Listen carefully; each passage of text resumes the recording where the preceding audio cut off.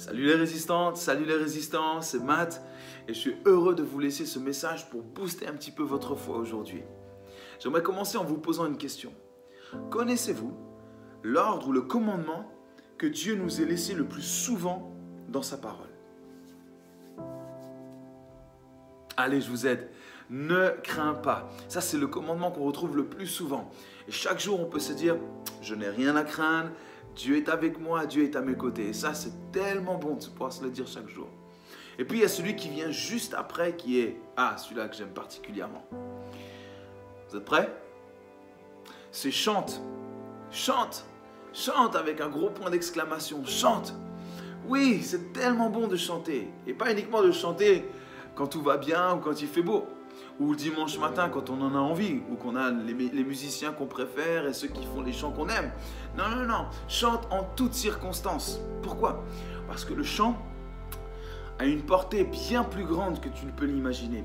Le chant, c'est une déclaration de ta foi. La louange, c'est le langage de la foi.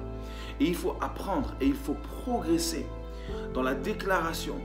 Peu importe les circonstances, peu importe ce que je ressens, peu importe ce que je vis, je veux être cet adorateur qui loue en toutes circonstances. Dans Acte 16, il y a une histoire que j'aime vraiment, qui parle de Paul et Silas. Vous connaissez Paul et Silas, ils sont en route pour une réunion de prière. Et puis là, ça ne tourne pas vraiment comme ils auraient imaginé. Et puis au lieu d'arriver à la réunion de prière, finalement, ils vont se retrouver en prison. Vous pourrez relire ça dans Acte 16. Et puis là, au milieu de la prison, au milieu de la nuit, il nous est dit que les deux, là, Paul et Silas, alors qu'ils n'avaient plus vraiment de vêtements, on avait arraché leurs vêtements, on les avait fouettés à cause de leur foi, tout simplement. Hein.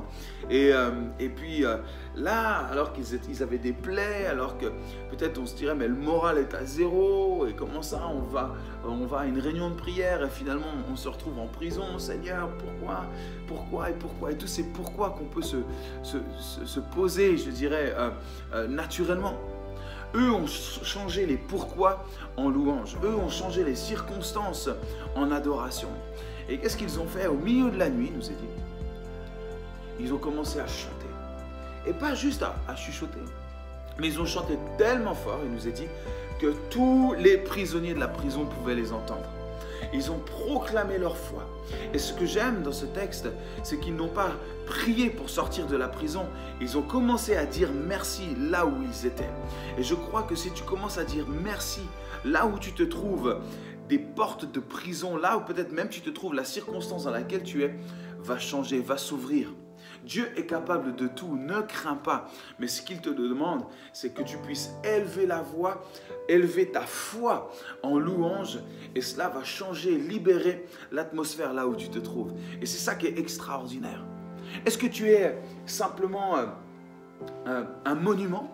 Ou est-ce que tu es en mouvement? Est-ce que tu es de ceux qui font les choses par habitude, ceux qui font les choses par tradition, ceux qui viennent le dimanche pousser la chansonnette, pardonnez-moi l'expression, ou est-ce que tu laisses l'Esprit de Dieu prendre vie en toi et ce qui fait que tu es en mouvement aujourd'hui, que tu es en activité spirituellement, tu n'es pas statique, mais tu progresses, tu avances, tu laisses cette personne de Dieu qui est le Saint-Esprit en toi, s'exprimer.